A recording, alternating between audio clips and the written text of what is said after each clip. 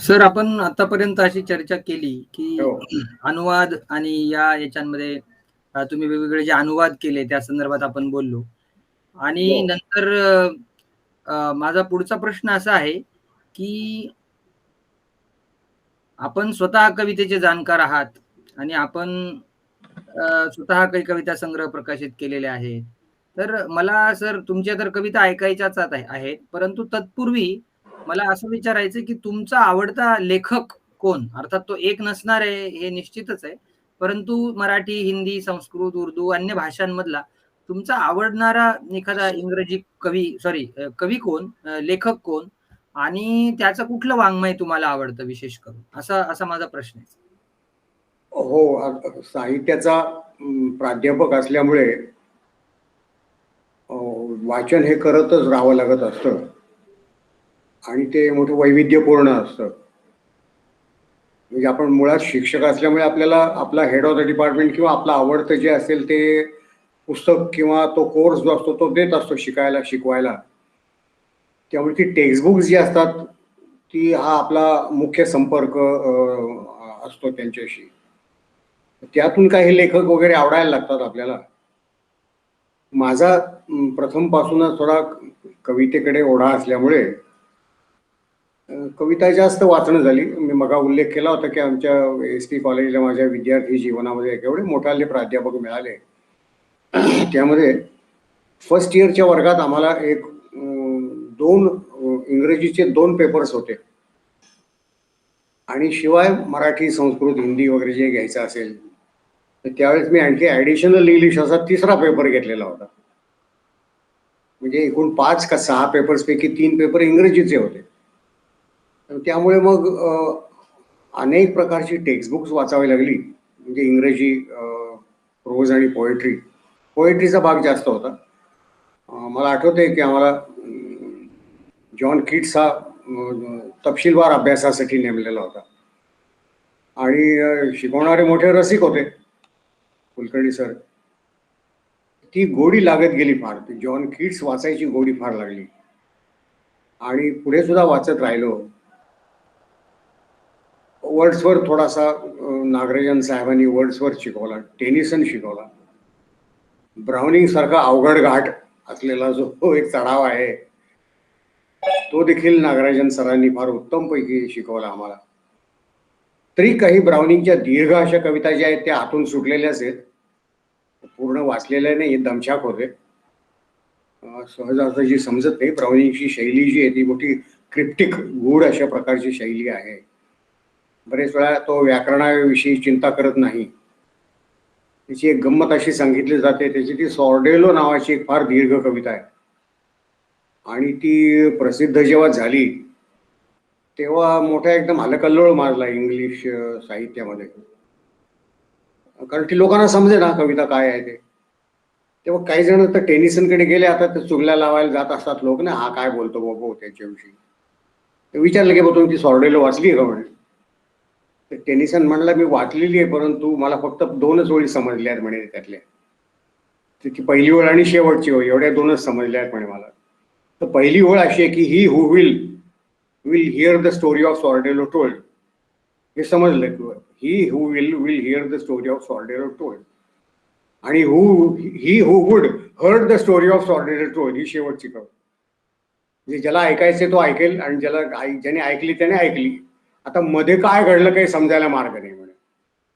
दुसरा एक माणूस म्हणला की हा सॉर्डेलो शहराचं नाव आहे की बाईचं नाव आहे की एखाद्या झाडाचं नाव आहे की एखाद्या पक्षाचं नाव आहे. माणसाचं काही अंदाजच नाही म्हणे आम्हाला काय आहे सॉर्डेलो.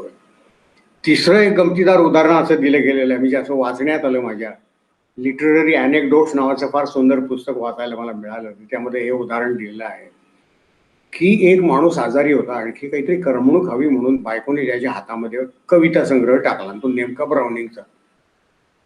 तर त्याने ती सॉर्डेलो नुकतीच आलेली होती कविता ती वाचायला सुरुवात केली. किंचाळायला लागला, I am gone mad, I am gone mad, I am gone mad. ती बायको म्हणली काय झालं. अगं ही आपली भाषा असून मला समजत नाही म्हणे इंग्लिश काय आहे, म्हणजे मी मॅड झालेलो आहे म्हणे. तर असं त्या सॉर्डेलोचं सगळं आहे. तर म्हणजे सांगायचा मुद्दा असा होता की येरा गबाळाचे काम नव्हे ब्राउनिंग वाचणं हे.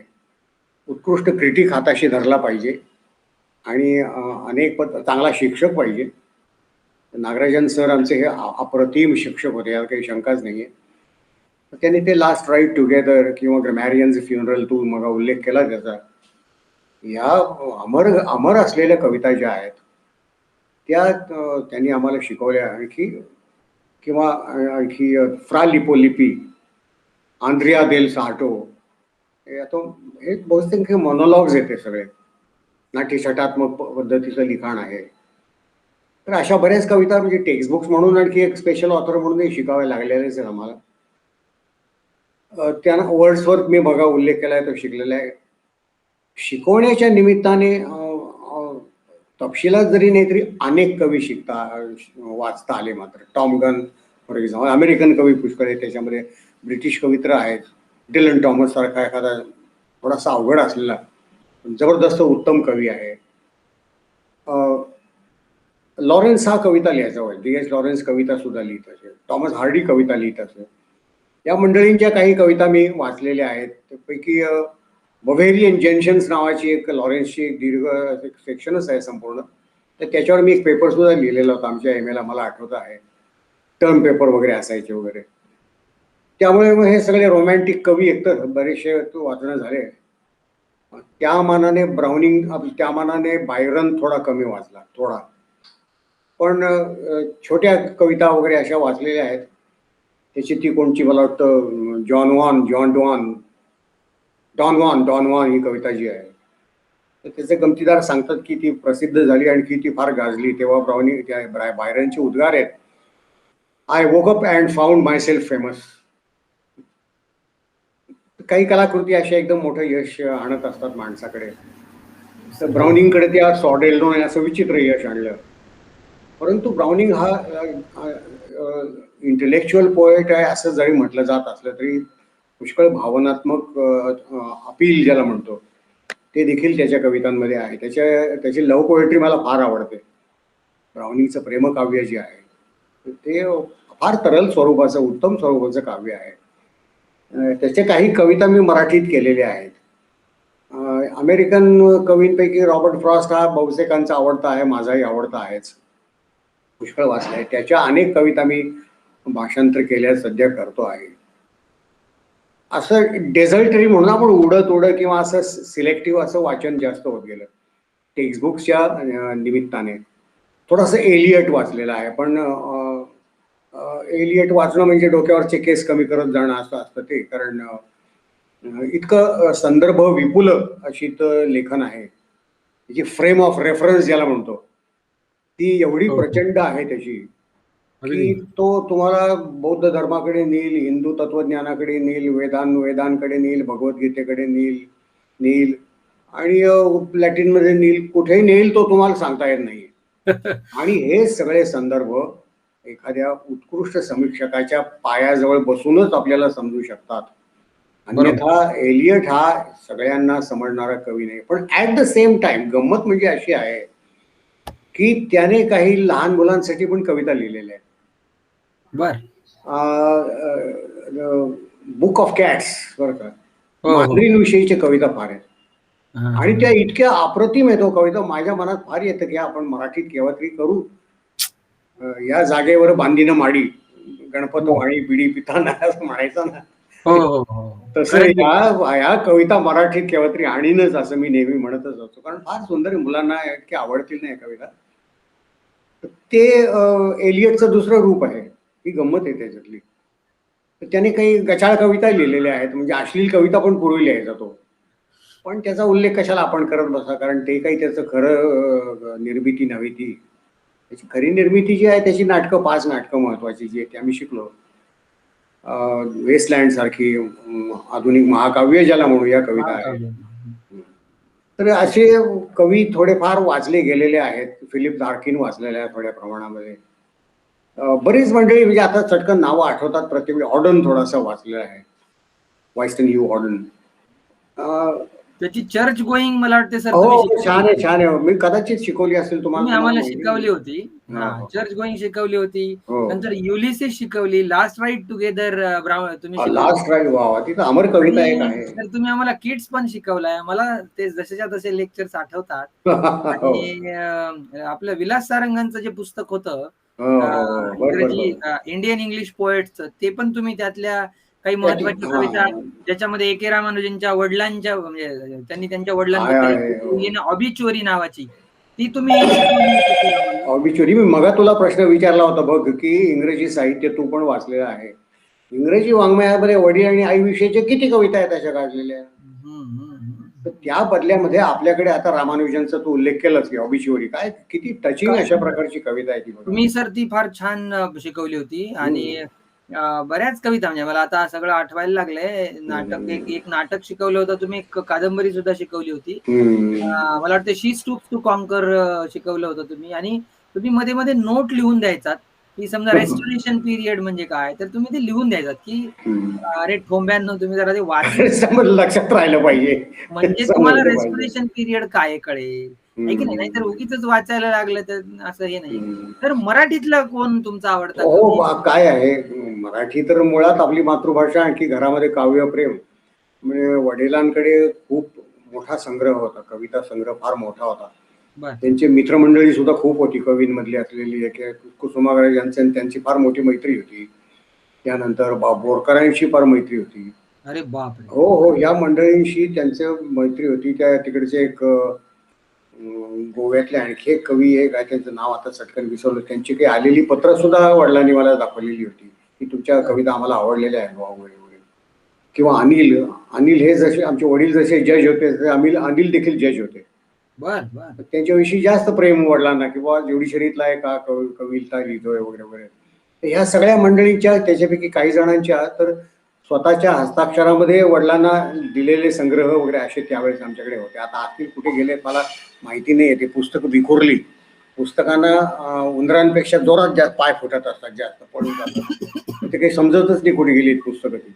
सर तर मला असं अशी. विचारायचंय, मध्येच थोडं इंटरप्ट करतो. हो, हो, वडिलांनी तुमच्या एवढं वाचलं आणि हो. त्यांच्याकडे एवढंच, तर तुमची साहित्यिक मुसाफिरी पुढे झाल्यानंतर वडिलांना ते कधी ते पाहण्याचा योग आला का? त्यांची काय भावना होती?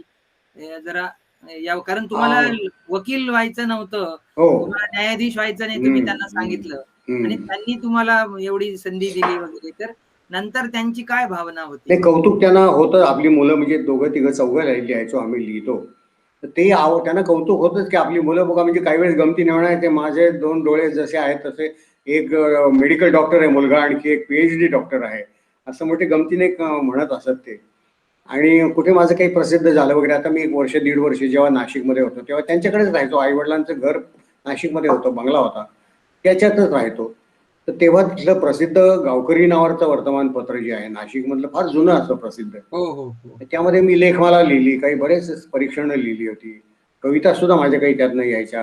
हे सगळं वडील वाचत असत त्या गोष्टी, आणि की त्यांना आनंद वाटायचा, की तू ही छान परंपरा चांगली ठेवलेली आहे. आणि त्याच सुमाराला माझा हा त्र्यंबकेश्वर संग्रह जो आहे तो पण आला बघा. कारण हो, त्र्यंबकेश्वर हो.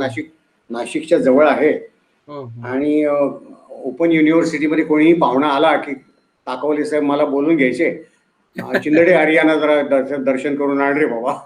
असं आणि शंक. सर त्याला टायटल त्र्यंबकेश्वर देण्यामागचं कारण काय? ते थोडंसं कॉपी झाल्यासारखं झालेलं आहे, कारण ते इकडे जेजुरी आहेत, आपलं त्र्यंबकेश्वर असलं पाहिजे. बरं, बरं, बरं, हा. बरं, बरं, बरं. आणि त्या सगळ्या त्र्यंबकेश्वर विषयीच्या 14-15 कविता आहेत. Okay, okay. ठीक आहे. तिथे गेल्यापासून तिथून घरी परत येईपर्यंतचे काय काय गोष्टी पाहिलेल्या आहेत मी, हं, हं, असं हं. सगळं ते नरेटिव्ह थोडंसं आहे. ओके. थोडी विनोदी झलक वगैरे सुद्धा त्याच्यात आहे, थोडी श्रद्धा त्याच्यामध्ये आहे, थोडी बरं. टिंगल टिंगल टवाळी आहे वगैरे असं आहे ते. जेजुरीतला तो उल्लेख आठवतो मला वाटतंय कोलटकर लिहितात, इथे एक दगड काढला तर तिथे सुद्धा वंडरफुल. एक देव आहे. स्क्रॅच ए रॉक हां, and scratch a rock and you will and find God. Legend as and legend springs. Yes, yes, yes. Scratch a rock and scratch you will rock and find. Legend springs. Yes, yes. आता कहा राजा भोज, आता ते नाही, नाही, नाही. ठीक आहे. कोलटकर. ठीक आहे. नाही, नाही. ठीक आहे. नाही सर तुम्ही बरं. ती अशी या मराठी मोठ्या हां. माणसांच्या छायेत वाढलेले आम्ही छोटे झाडं आहोत एका अर्थाने. तर थोडा हां. इंग्रजी संग्रह आल्यानंतर त्यांना फार इतकं अप्रूप वाटलं. अरे, आपला मुलगा इंग्रजी भाषेत लिहितो आणि त्याचं कलकत्त्यासारख्या एखाद्या ठिकाणून फार सुंदर रायटर्स वर्कशॉप सर, हे फार रायटर्स वर्कशॉप फार मी जेव्हा पाहत होतो तेव्हा A.K. रामानुजन, निसिम इझिकेल, पार्थसारथी या लोकांचे संग्रह छापलेले. मग मी पुन्हा म्हणू इच्छितो का राजा भोज, आणि त्यात माझा संग्रह त्यांनी छापला म्हटल्यानंतर मी हाबकलोच होतो अक्षरशः. बापरे, आता काय आपल्यावर व्हॉलंटियर आहे, कोण या कविता लिहिल्या गेल्या खऱ्या. पी.के. लाल तिथेच होते का सर? पी लाल, हा हा पी लाल, पी लाल, पी लाल. तर ते डायरेक्टर होते त्याचे. आणखी तसा नवीन लोकांना जास्त संधी देणारा असा पी लाल सर यांची एक आठवण मला आठवते. आपण M.K. नाईक जे होते, इंडियन इंग्लिश लिटरेचर साहित्य अकादमीसाठी पुस्तक लिहिलेले, त्यांच्याकडे मी एकदा त्यांच्याकडे गेलो होतो इंटरव्ह्यू. मी आता उमेदवारीचा काळ सगळा, तर तेव्हा त्यांनी ते पी.के. लालनी छापलेली काही पुस्तकं दाखवली. तर नाईकांचे सुद्धा पुस्तकं रायटर्स वर्कशॉप, बऱ्याच अनेक अनोळखी नवोदित कवींना पी लालने पुढाकार दिला. त्यांनी खूप मोठं काम केलं. मोठं काम होतं ते. त्यातले बहुसंख्य पुढे लिहिते झाले, मोठी नावं कमवली. माझं थोडंसं गडचोडच होत राहिलं थोडंसं एका अर्थाने. कदाचित जीवन संघर्ष हे जास्त तीव्र होत गेले, तिकडे शक्ती जास्त गेल्या. सर, असा एक प्रश्न आहे की तुम्ही म्हणाला जीवन संघर्ष झाला आहे की नाही, तर समजा असं झालं असतं की तुम्हाला जीवन संघर्ष करावा लागला नसता आणि तुम्हाला जर ही सगळी स्टेबिलिटी खऱ्या अर्थाने मिळाली, आजकाल जसं आता फॉर एक्झाम्पल एकच मुलगा असतो आणि आई वडिलांचं हे असतं आणि मग तुला जे करायचंय ते कर, आणि एवढं फ्रीडम दिल्यावर मुलं काही फार करू शकत नाहीयेत कारण विधान आहेत त्यांच्या समोर.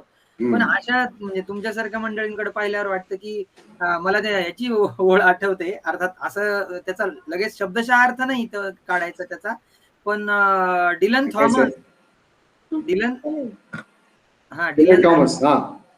थॉमस म्हणतो की lost were two souls in their prime, बरं का. स्वीडिन्स डे नावाची त्याची कविता आहे, तर त्याच्यात तो म्हणतो lost were two souls in their prime and it was a great loss.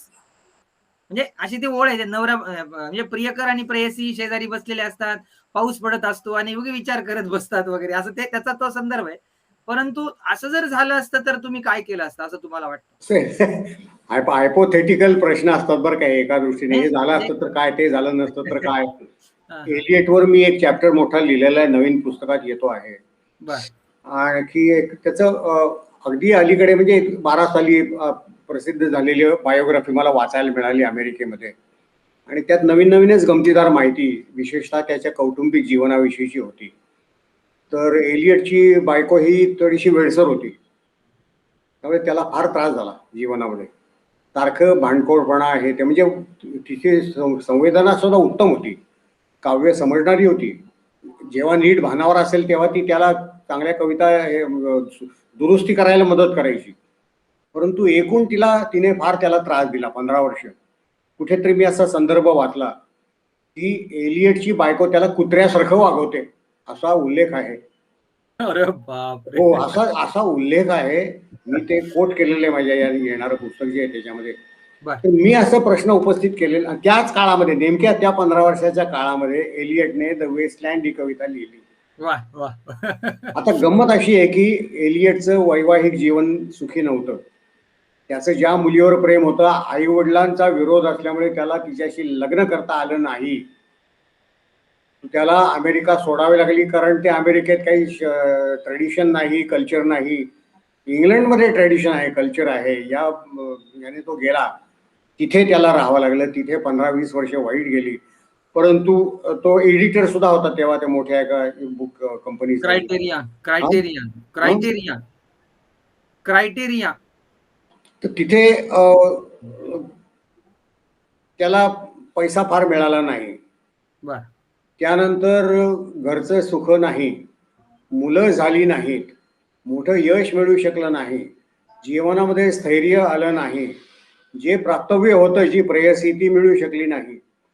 असं सगळं एकत्र दुःखाचं सगळं वातावरण निर्माण झाल्यामुळे ही कविता लिहिली गेली का वेस्टलँड, असा एक मी गमतीदार प्रश्न तिथे निर्माण केलेला आहे. आणखी तुम्ही मला जो प्रश्न विचारला तसंच मी तिथे विचारलंय की बायको चांगली वागली असती, 2-5 मुलं झाली असती, भरपूर पगार मिळाला असता, पुस्तकं वेळच्या वेळी छापली गेली असती, त्यातनं रॉयल्टी मिळाली असती, जीवन स्थिर झालं असतं, तर वेस्टलँड लिहिली गेली असती का?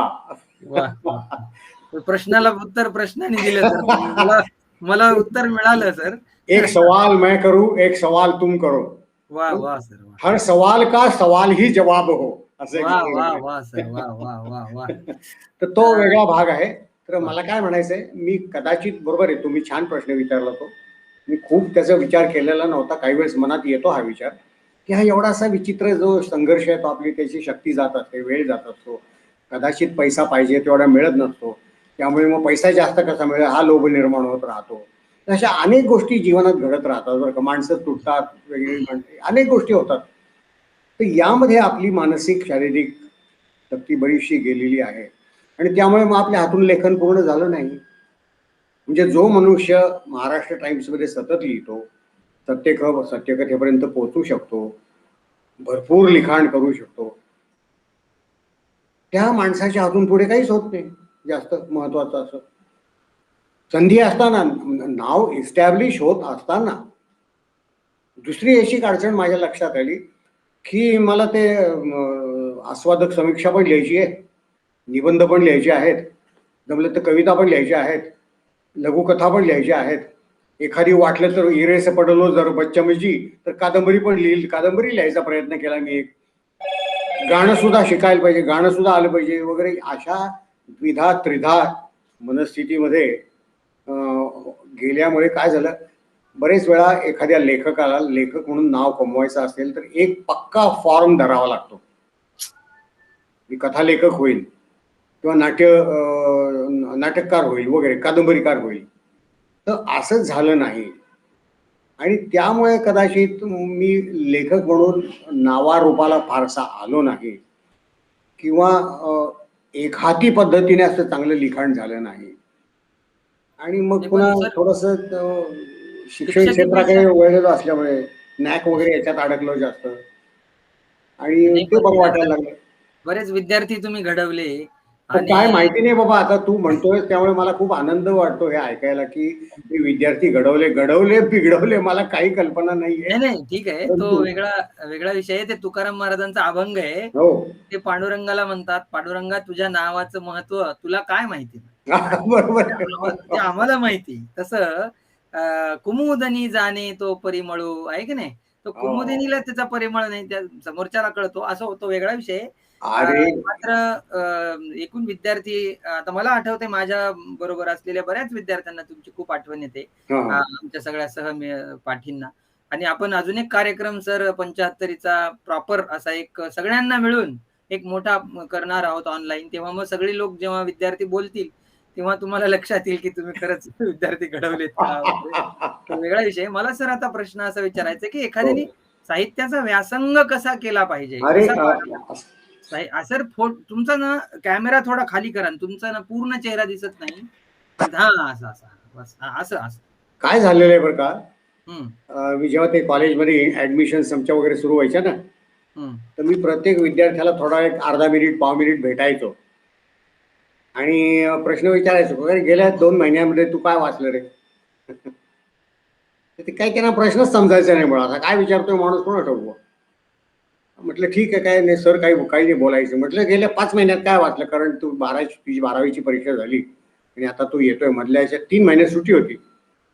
12वीत असताना काय वाचलं मला सांग बरं. तर 100 विद्यार्थ्यांना भेटलो तर एखादा काहीतरी सांगायचं, सर ती एक अमुक अमुक स्टोरी होती ती वाचली बरं का.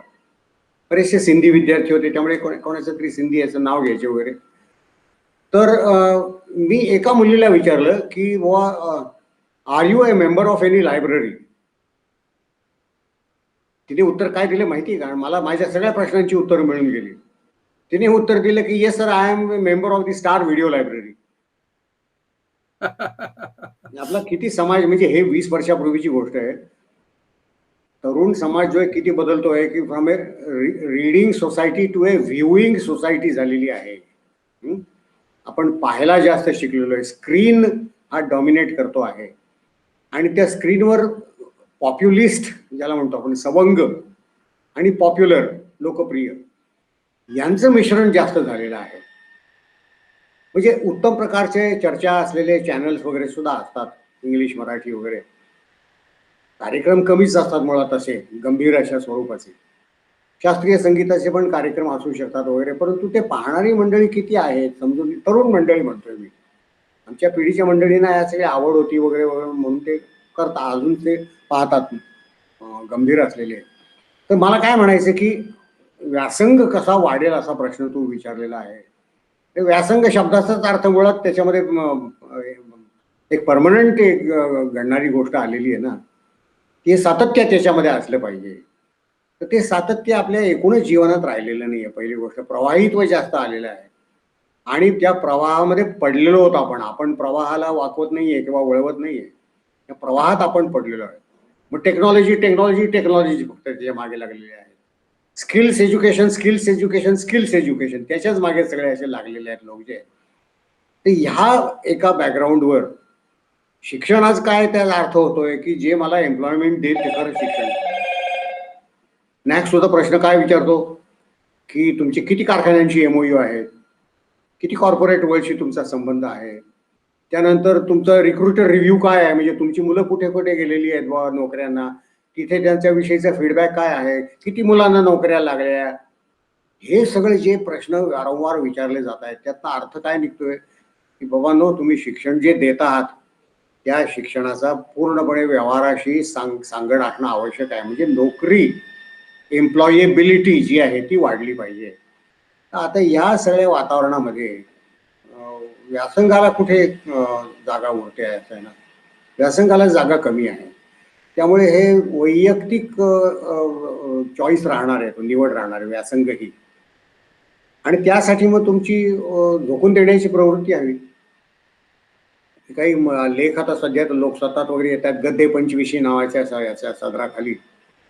तर आज जे यशस्वी आपण जे म्हणतो मंडळी, त्यांनी पंचविशीमध्ये तारुण्यामध्ये काय केलं ते प्रत्येकाच्या जवळजवळ जीवनामध्ये त्याने आपण स्थिर व्हायचं ही फिकीरच केली नाही. आपल्याला जे पाहिजे तेच आपण करणार, मनःपूतम समाचरेत या अर्थाने. आणि त्यात खस्ता खाल्ल्या, त्रास झाला, अपमान झाले असतील, अनेक गोष्टी झाल्या, अस्थैर्य आलेले असते, दारिद्र्य गरिबी आली. आज ही मंडळी समाजात कुठेतरी म्हणजे संपादकाला वाटतं की यांच्याविषयी बोलावं, विचारावं की तुम्ही आज यशस्वी कसे झाला. तर ते टाकीचे घाव त्यांनी सोसलेले आधी, ही कल्पना जी आहे. तर आता हे टाकीचे घाव सोसायला आपण तयार आहोत का, हा मुद्दा आहे. व्यासंगाच्या मागे हा मुद्दा आहे. तर व्यासंगामध्ये पुन्हा तू मगा उल्लेख केलेला होता ग्रॅमॅरियन्स फ्युनरल. त्या ग्रॅमॅरियन्स फ्युनरलमध्ये अगदी साधी एक ओळ आहे. ब्राउनिंगने वर्णन करताना त्या विद्यार्थ्याने वर्णन कसं केलेलं आहे, he left play for work, he left play for work. जग जेव्हा खेळण्यामध्ये रमलेला असेल तेव्हा तस्याम जागृती संयमी हे जे सांगितलेलं आहे तेव्हा हा अभ्यासात रमलेला होता. तेव्हा कॅल्क्युलसची गणितं सोडवत होता वगैरे वगैरे जे आहे, ग्रॅमर मधले प्रश्न सोडवत होता. तर व्यासंगामागे एक प्रकारचे निष्ठा लागते, प्रकारचे त्याग लागत असतो. त्यामध्ये मनाची एक खंबीरता लागते की काय कम कम व्हॉट्स ओ मे, मला हे आवडतं आहे ना, मी हे करणार आहे. तुम्ही जर हे वाद्यकार संगीतकार यांचे जर जीवन पाहिले तर त्याच्यामध्ये त्यांनी सांगितलेलं आहे की आमचे वडील आमच्याकडनं 12-12 14-14 तास रियाज करून घेत असत. सतार शिकायची असेल तर बोटातनं रक्त येणार, तबला शिकायचा असेल तर बोटं मोडायची वेळ येते की काय कोणाला ठेवू, पण सकाळी 4ला जे उठणार ते दुपारी जेवण होईपर्यंत तबला वाजवायचा, फक्त सतार वाजवायची. आणि त्याच्यामध्ये फक्त एवढीच गत वाजवायची, एवढीच तान वाजवायची, एवढाच पीस वाजवायचा प्रयत्न करायचा. याला निष्ठा म्हणत असतात. काळही वेगळ्या प्रकारचा होता, बाकीची व्यवधानं फार कमी होती, त्यामुळे अशा निष्ठा शक्य देखील होत्या. जीवन वेगमय झालेलं आहे. गरजा आपण अनंत करून ठेवलेल्या आहेत, बऱ्याचशा कृत्रिम आहेत पण त्या आहेत, त्याला इलाज नाही आहे. मग त्या भागवायच्या कशा, त्यासाठी आणखी काम करा, आणखी नवीन शिका, आणखी स्किल्स हे करा, डबल काम करा, 3 वेळा काम करा वगैरे, हे सगळे जे होत चाललेलं आहे, अस्थैर्य निर्माण झालेलं आहे. आता पुन्हा हा दुर्दैवी कोविडचा काळ जो आहे 1.5 वर्षामध्ये अब्जावधी लोकांचे रोजगार गेले, नोकऱ्या गेलेल्या आहेत. हे कुठला व्यासंग करणार आणि काय करणार त्यांची, कोणत्या पद्धतीच्या कलेला हे पॅट्रनेज देऊ शकतात, कोणत्या प्रकारच्या विद्वत्तेला ही माणसं मदत करू शकतात. तर हे सगळे बदलत्या जीवनाचे असे हे आविष्कार आहेत. ते सगळे चांगले आहेत असं नाही, सगळे वाईट आहेत असंही म्हणता येणार नाही. काय बरोबर काय चूक हे ठरवणं ही अत्यंत अवघड गोष्ट झालेली असल्यामुळे ज्याला वाटेल त्याने त्याच्या पद्धतीने हल्ली जगणं सुरू केलेलं आहे आणि त्यामध्ये कॅज्युअलिटी ज्याला म्हणतात ती व्यासंगही झालेली आहे. त्यामुळे आणि तरी दुसऱ्या बाजूने मी पाहतो तर बाकीचं साहित्य क्षेत्राचं मला एवढं काही समजत नाही. मी फारसं नवीन वाचत नाही, तुला प्रामाणिकपणे सांगतो. तर समजतही नाही काही वेळेस काय चालू आहे बा, किंवा काही वेळेस एकसुरी वाटतं, ते फार खूपच एकसुरी वाटायला लागतं, एकांगी वाटायला लागतं, प्रचारकही वाटायला लागतं काही वेळेस. त्यामुळे ते ठीक आहे, नको त्याच्यापेक्षा मी बोरकर पुन्हा उघडेल आणि वाचत बसेल, मी कुसुमाग्रजांचा संग्रह काढीन आणखी वाचत बसेन, असंही काही वेळेस होत राहतं. जुने जुने काव्यसंग्रह इंग्लिश वगैरेचे सुद्धा खूप आहेत माझ्याकडे, ते वाचत बसतो मी केव्हा तरी. केव्हा ती ओकी येते, कुबला खान वाचत होतो मध्यंतरी, लक्षात आलं इतकी सुंदर कविता मी इतक्या वेळा वाचलेली आहे आणि मी ही भाषांतर कशी केली नाही अजून, तर परवा बसल्या बसल्या सगळी कुबला खान मराठीत भाषांतर केली बघा. हे अजून मराठीत घडलेलं नाहीये. तर हा व्यासंग आता मी थोडासा माझ्या पद्धतीने करू शकतोय आणि तो सगळ्यांनी करावा अशा अपेक्षा नाहीयेत, परंतु निदान शिक्षकी धर्म ज्याने पत्करलेला आहे, मला एवढं मात्र नक्की म्हणावं असं वाटेल की ज्यांनी या शिक्षकी धंद्यामध्ये प्रवेश केलेला आहे त्यांनी आपल्या उदाहरणं घालून देऊन मुलांसमोर उभं राहिलं पाहिजे की ही व्यक्ती जी आहे ती बाकी चंदी फंदी असेल, सिगरेट ओढत असेल, त्यालाही काही आमचं काही म्हणणं नाही, परंतु ह्या माणसाचं वाचन आणि ह्या माणसाची शिकवण्याविषयीची श्रद्धा जी आहे, मुलांविषयीचं प्रेम जे आहे, याच्याविषयी दुबत होऊ शकणार नाही. एवढं जरी निर्माण झालं आपल्या क्षेत्रामध्ये तरी मला वाटतं हा व्यासंगच आहे, एक प्रकारचा मनुष्य घडवण्याचा व्यासंग आहे हा. त्यामुळे आपल्याला थोडीशी याच्या या व्याख्या देखील ज्या आहेत जुन्या संकल्पनांच्या, त्या थोड्याशा बदलाव्या लागतील असं मला वाटतं आहे. आणखी काय बरोबर. विचारू इच्छितोस? तर आता आपण समारोपाकडे येऊ. बर. तुमची तुमची एखादी कविता आम्हाला ऐकवा.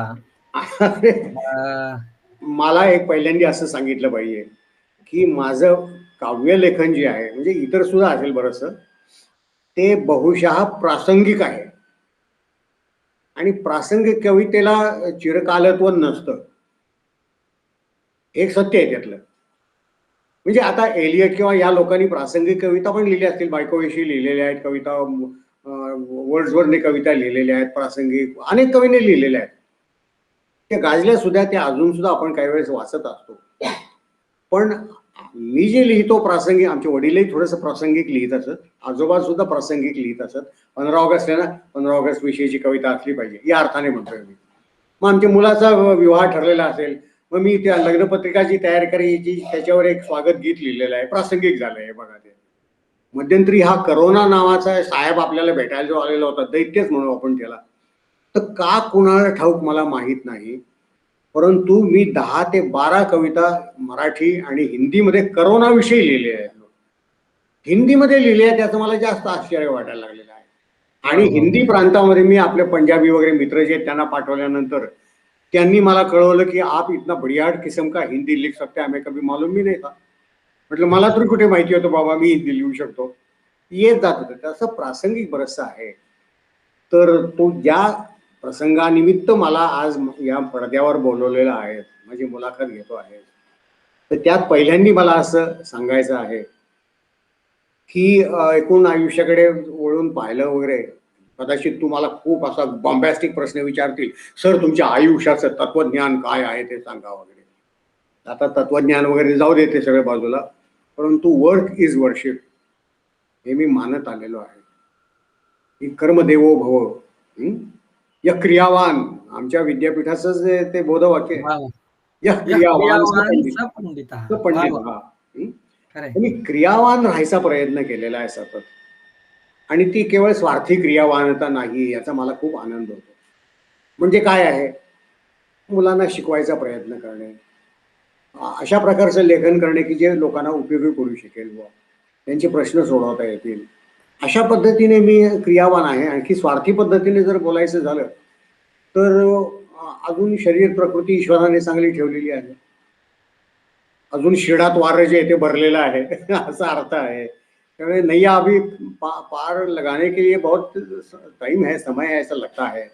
त्यामुळे युलिसिस सारखं का? एनर्जी लेवल्स असल्यामुळे आणि युलिसिस. घरामध्ये मी आनंदी असल्यामुळे त्याची कारण अनेक आहे. मुलगा यशस्वी आहे, मुलगी आनंदामध्ये सुखामध्ये आहे, नातू दिसायला अप्रतिम सुंदर आहेत, आणखी हुशार आहेत, आणखी ही सगळी मंडळी प्रेम करणारी आहेत.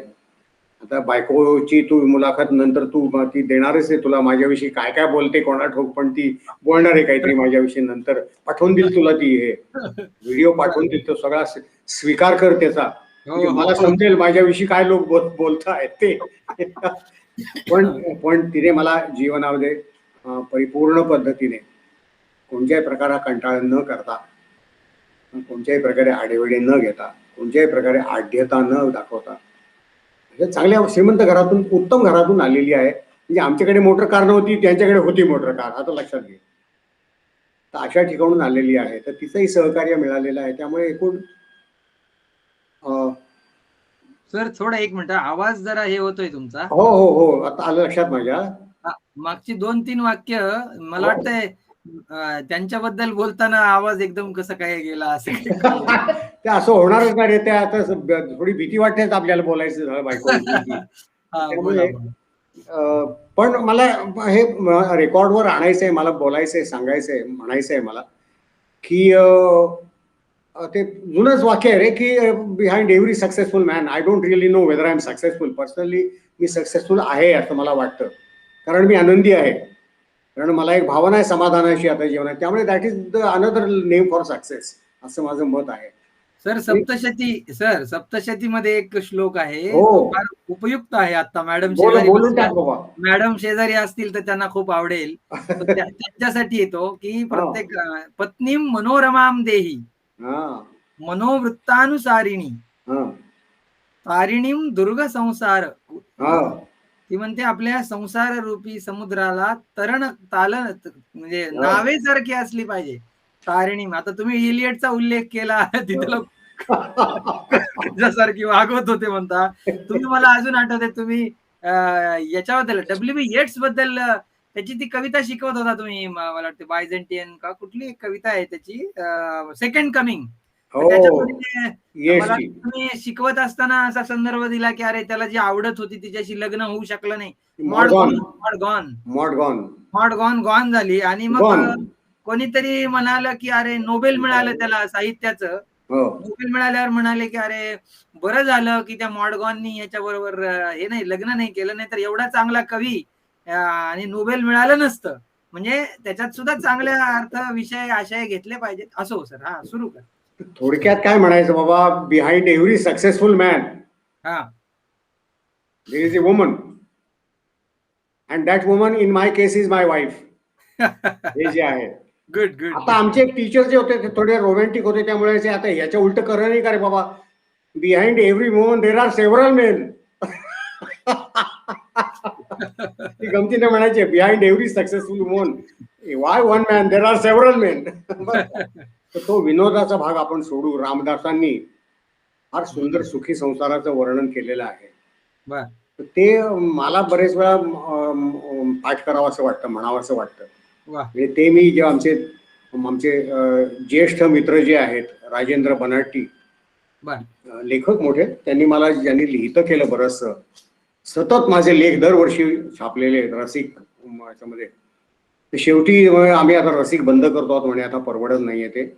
दिवाळी अंक चिंदडे तुम्ही इतकं 14 वर्ष लिहिले, आता एक शेवटचा लेख पाहिजे. तर मी ही संधी घेतली आणि थोडंसं लुकिंग बॅक ओव्हर माय लाईफ असा एक लेख लिहिला. त्याचं शीर्षक दिलेले बोरकरांच्या कवितेचं ओळ घेतलेली आहे, घडले तेच पसंत. हो तुम्ही दिला होता सर तो लेख. मागे वळूनी बघता वाटे, घडले तेच पसंत. आता हे पसंत का पडलंय, म्हणजे काय घडलेलं एकूण सगळं, आणखी त्याच्या मागे एकूण काय भावना सगळी आहे, तर ती समाधानाची भावना आहे, तृप्ततेची भावना आहे, आनंदाची भावना आहे. याच थोडक्यात वर्णन स्वामींनी कसं केलं, रामदासांनी कसं केलेलं आहे. बर. मनासारखी सुंदरा ते अनन्या. वा पहिलं वर्णन. सुंदरा ते अनन्या. त्यामुळे प्रथम तुला वंदितो बाई, बायको. तर पहिल्यांदा तिचा उल्लेख आहे की मनासारखी सुंदरा ते अनन्या, मनासारखे पुत्र जामात कन्या. वाह! वाह! वाह! मनासारखे पुत्र जामात कन्या, सदा बोलती नम्र वाचा सुवाचा. वाह! वाह! वाह! वाह! वाह! सदा बोलती नम्र नम्र वाचा वाचा सुवाचा, सुवाचा. जनी जाणीजे योग हा सुकृताचा. वाह! वाह सर वाह! आता हे सुखी जीवनाचा एकूण लेखाजोखा जो आहे तो रामदासांनी आपल्या समोर मांडलेला आहे. माझ्या जीवनाला तो खूप लागू पडतो. त्यामुळे मला फार आवडते ते 4 ओळी कवितेच्या ज्या आहेत, श्लोकांच्या ज्या आहेत. वाह! वाह! ते वाह! एकूण असं शांतपणे जीवन जगतो आहे. अजूनही लिखाण वगैरे करत असतो. हं, आणखी हं, हं. एक मगाशी आपण म्हणलो की ज्या प्रसंगासाठी तू माझ्याशी आता ह्या छोट्या पडद्यावर बोलतो आहेस आणि इतक्या स्नेहभावाने, आदराने, प्रेमभावाने तू त्याच्याविषयी प्रोग्राम्स काही तयार करून माझे आप्तस्वकीय मित्र, विद्यार्थी यांना एकत्र करून, गोळा करून, ऑनलाईन त्यांना घेऊन आणखी काही 2-3 आता हे पुष्कळच झालं रे. 2-3 तास झालेत असं वाटतं मला. हं, हं, हं. एवढं आता मला सतत थरकाप उडतो की एवढं कोण पाहायला बसलंय, वेळ कोणाला आहे. त्याचं उत्तर कदाचित असं आहे, सर ज्याला पाहायचं ते पाहतील, तुम्ही काय चिंता करता. अगदी, अगदी बरोबर. हा, तर पाहतील असं आपण समजून चालू. तर तुम्हा सगळ्यांसाठी म्हणून आणि तुझ्या थोड्याशा तुझा शब्द राखायचा म्हणून मी एक कविता छोटीशी म्हणून दाखवणार आहे.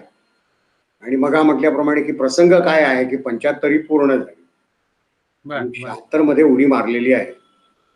तर आता ती 75 पूर्ण ज्या दिवशी झाली त्याच्या आदल्या दिवशी मला 1-2 दिवस सुचलेली ही कविता आहे. हं, आणि हं. आता गंमत आहे की ती आपल्या राष्ट्राच्या भाषेत हिंदीत झाली. मग काय करणार.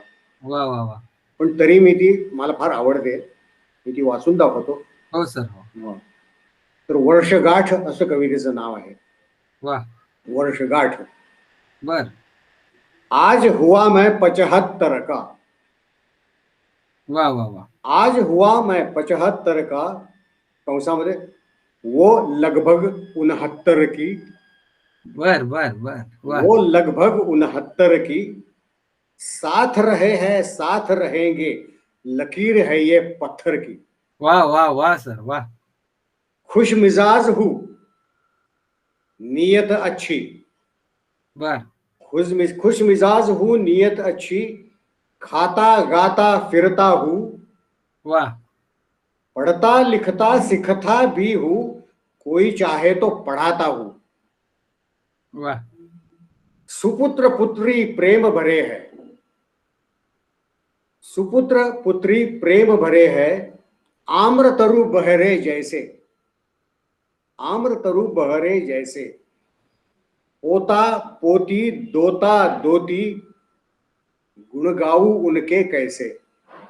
वाह! गुण गाऊ उनके कैसे. बहू तो है बेटी से बढ़कर. बर. बहू तो है बेटी से बढ़कर, और जमाई कार्य कुशल. वाह, वाह, वाह! और जमाई कार्य कुशल. रिश्ते नाते बहने समधी. संबंधी सगळे जे लोक हो, आहेत हो, हो. व्याही मंडळी.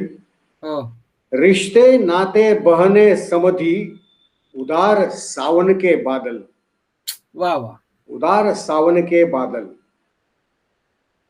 आता खास कॉम्प्लिमेंट्स बरं का एका खास व्यक्तीला. वाह, वाह! पूर्व पुण्य का प्रसाद है ये. बर. पूर्व पुण्य का प्रसाद है ये, पत्नी सदा संतुष्ट सुखी. पत्नी सदा संतुष्ट सुखी, शीलवती और विनयशील है, गृहिणी और सचिव भी सखी. वाह, वाह, वाह, वाह, वाह! गृहिणी, सचिव. गृहिणी और सचिव भी सखी. अगदी, अगदी. दिन तनाव के हमने देखे. बर. दिन तनाव के हमने देखे, कौन रहा दुख मुक्त यहाँ. कौन रहा दुख मुक्त यहाँ, लम्हे सुख के आए हरदम. लम्हे सुख के आए हरदम, उन्हें याद में गिनते हैं. वाह! उन्हें याद में गिनते हैं. हंसते 75 है गुजरे, हंसते 75 है गुजरे, जिद है शत संवत्सर की, वाह वाह वाह वाह सर. जिद है शत संवत्सर की, साथ रहे हैं साथ रहेंगे, बाकी मर्जी ईश्वर की, वाह वाह सर वाह. बाकी सुंदर. मर्जी ईश्वर की. वाह. तर असं ऐकून या प्रसंगी म्हणावंसं वाटलेलं आहे. तुमचं बोलल्यानंतर सर इमिडिएटली मला एक आठवण आली, ती तुम्हाला आवडेल. खूप छान आहे आणि तो श्लोक आहे महाभारतामध्ये विदुर नीतीमध्ये. धृतराष्ट्राला विदुरानी प्रश्न म्हणजे उत्तर दिलंय. त्याला प्रश्न विचारला होता, की आयुष्यातली सुख कोणती? आयुष्यात सुख कोणती असतात बुवा? तर त्याचा तो प्रमुख म्हणजे तुम्ही मला वाटतंय आता बोलत असताना सगळ्या त्या विदुरानी जे काही सांगितलेली पॅरामीटर्स आहेत, ते बऱ्यापैकी सांगितलेत ऑलरेडी. मी परंतु आता विदुरच ना. पण नाही, तशा अर्थाने नाही. अरे बरं, एक एक मिनिट सांगतो. इंग्रजी मधले विट हा शब्द जो आहे विट, हो. विद हा विद आपल्या विद मूळ संस्कृत विद शब्द. विदुरवरनं आलेला आहे. हो, विद विद असा मूळ धातू आहे संस्कृतमध्ये. हा, विद ज्ञाने अशा अर्थानं. बरोबर आहे, आणि बरोबर. त्यामुळं विद पासून विट शब्द आला, विट पासून विजडम आला, हो, असं विजडम. म्हणतात. तर बरोबर. त्यांनी असं म्हटलंय, अर्थागमो नित्य मरोगिताच, हा, प्रियाच भार्या प्रियवादिनीच, बर. वश्यश्च पुत्रो, हो. अर्थकरीच विद्या, अरे वा. षडजीव लोकस्य सुखानि राजन. हे राजा, क्या बात. आयुष्यातील 6 सुख आहेत. त्यांनी पहिलं सांगितलं अर्थागमो, इनकमिंग वेल्थ, हा. नित्य मरोगिताच, ऑलवेज गुड हेल्थ, चांगली तब्येत असणं, प्रियाच भार्या, परंतु पुढचं ओळ फार महत्वाची, प्रियवादिनीच. प्रिया असणं आणि ती प्रियवादिनी असली म्हणजे ती गोड बोलणारी असावी. जसा तुम्ही टी.एस. एलियटचा उल्लेख केला तशी नसावी थोडक्यात. नाही भांडत नाही बाबा माझ्याशी, मला एकही प्रसंग आठवत नाहीये. आणि पुन्हा असं माझं वेगळं. पुन्हा असं म्हटलं, वशस्य पुत्र, आपली मुलं आपल्या वा, वा. ऐकण्यातली असावी.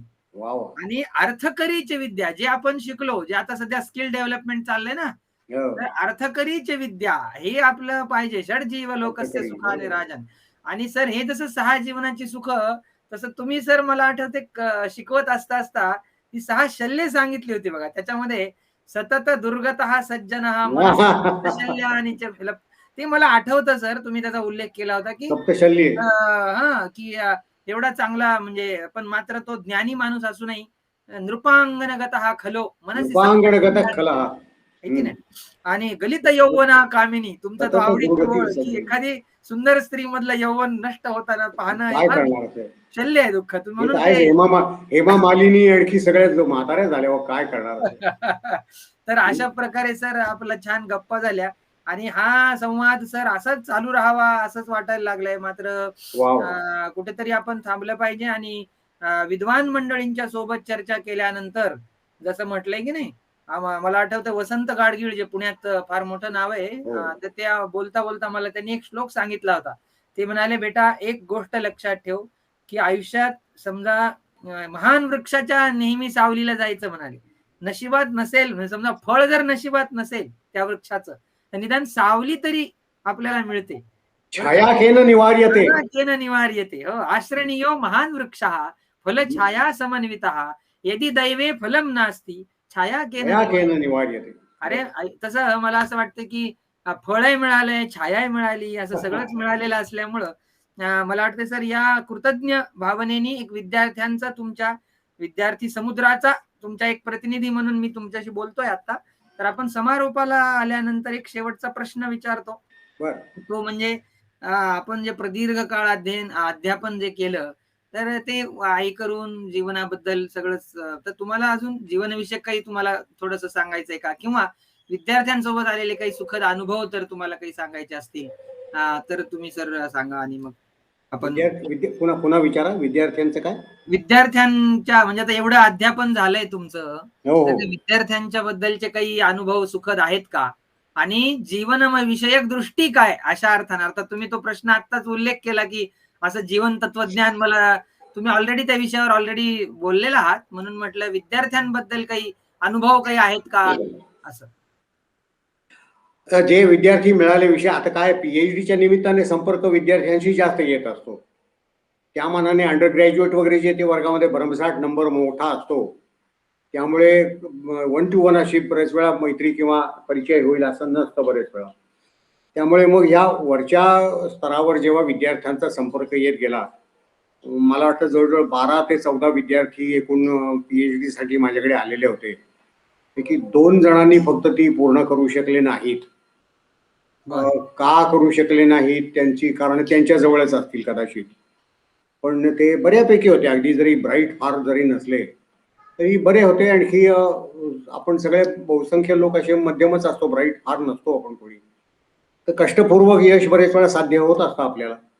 तर ते कदाचित कष्ट करण्यात ते कमी पडले असावेत किंवा आणखी काही त्यांचे स्वतःच्या अडचणी असतील. पण जे 10-12 जण बाकी झालेले आहेत त्यातले निदान आज 2-3-4 विद्यार्थी असे आहेत की ज्यांना खरोखर ज्ञानतृष्णा आहे, ज्यांच्याजवळ क्रिएटिव्हिटी आहे, ज्यांना विद्यार्थ्यांविषयी फार सहानुभूती, प्रेम आहे.